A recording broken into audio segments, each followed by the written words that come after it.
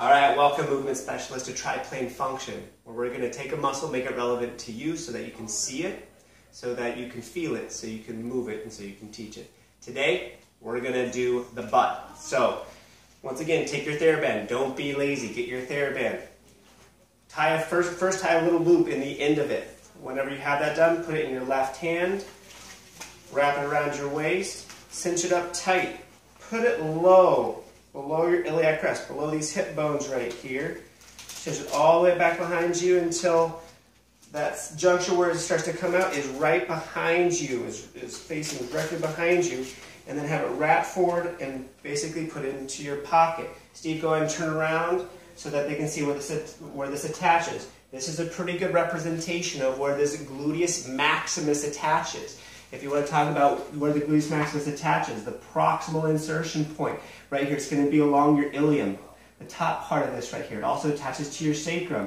Gluteus Maximus is big, hence the name Maximus, also attaches to your coccyx. Don't worry, Steve, I'm not going there.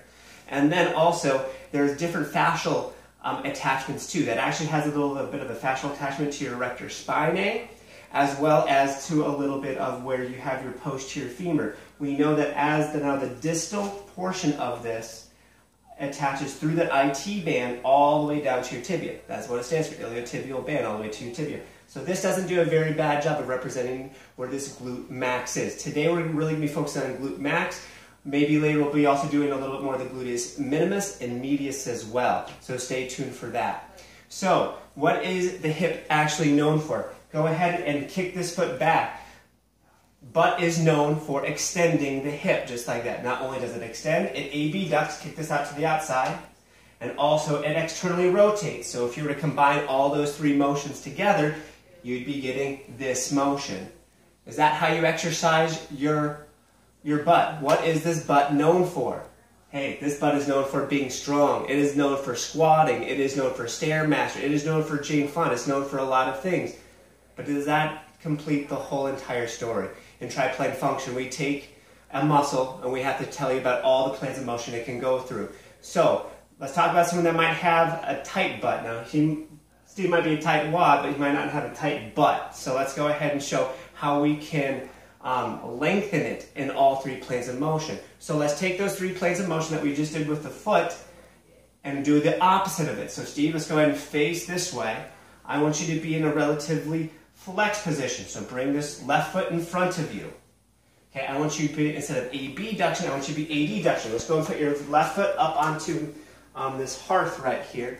Good. And then I also want you to be internally rotated at this foot. So turn that foot in, bring that knee in. You can see here through this TheraBand how that is elongated. If you do this at home, you should already feel that this TheraBand is tightening up. You might feel what's below it, your glute max start to get tense as well. Steve, what do you feel here?